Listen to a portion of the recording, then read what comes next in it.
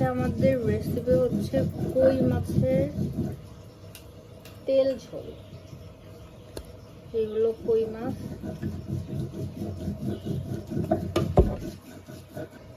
এই হচ্ছে 1 চামচ লবণ। মাছগুলোকে ভেজে নেওয়ার জন্য লবণ দিলাম। আর এই হচ্ছে হলুদ।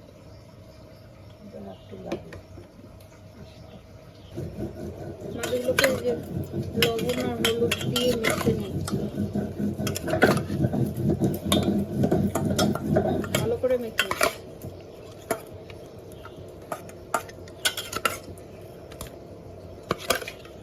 তেলগুলো দিয়ে ধোয়া উঠছে, তাহলে এখন হয়ে গেছে। আমি একটা একটা করে মাছগুলো দিয়ে দেবো।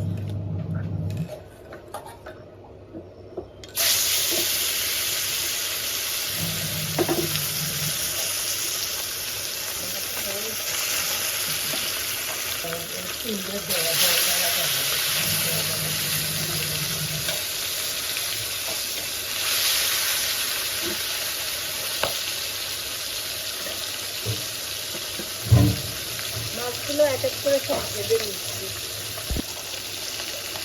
মাছগুলো এরপর করে উল্টিয়ে দিলাম।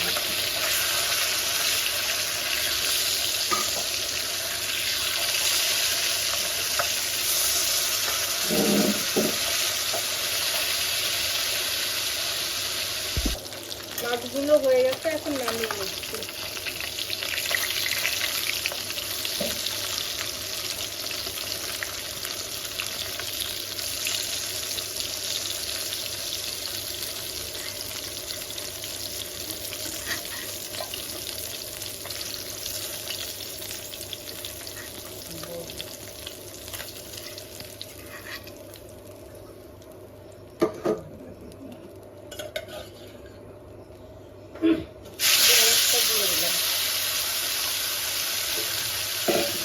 এই যে মাছ ভাজি যেগুলো নামিয়েছি,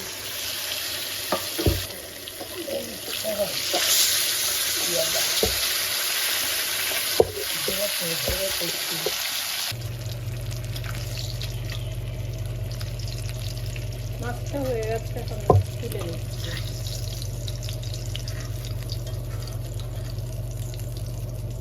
সবগুলো মাছ তোলা হয়ে গেল।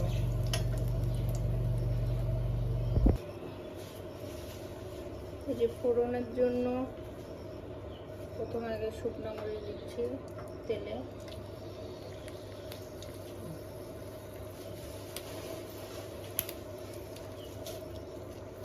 তেজপাতা,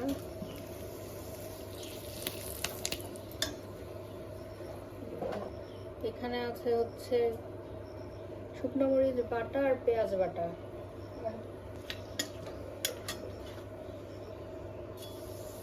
জিরা দিয়ে দিলাম। এই যে লবণ, বাটার সাথে লবণ আর হচ্ছে হলুদ অ্যাড করব।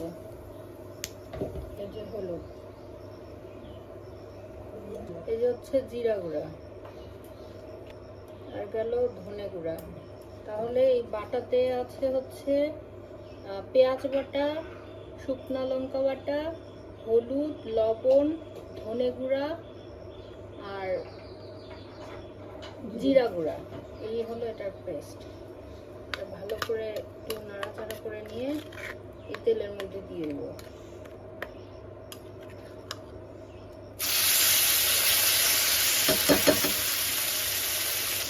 সামান্য একটু জলে দিয়ে দিলাম।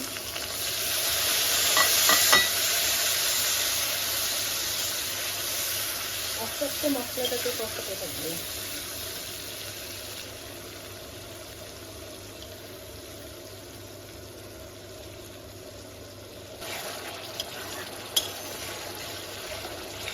মশলাগুলো তেল ছাড়তে শুরু করেছে, তার মানে মশলাগুলো কষা হয়ে গেছে।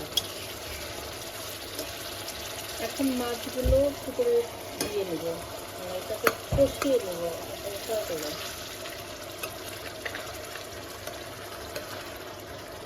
মাছগুলো করে নেব,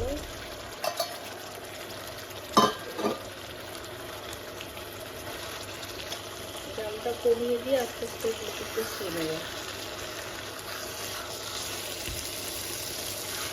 জল থেকে একটু দিয়ে দিব, যতটুকু গ্রেভি চাই আমি ততটুকু পরিমাণে দিয়ে দিলাম গরম জল।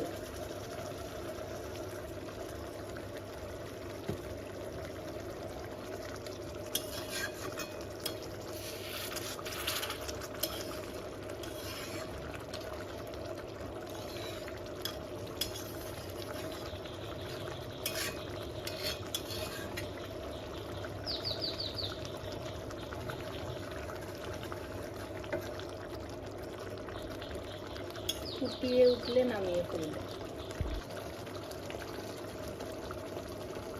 কই তেল হয়ে গেছে। আর এটার শেষের দিকে এই যে সরিষার তেল একটু দিয়ে দিলাম, কাঁচা সরিষার তেল।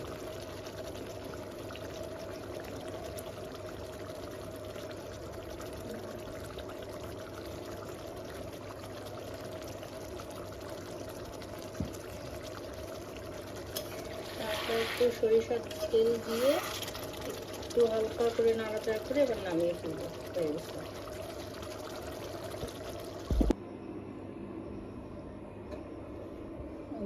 হয়ে গেছে।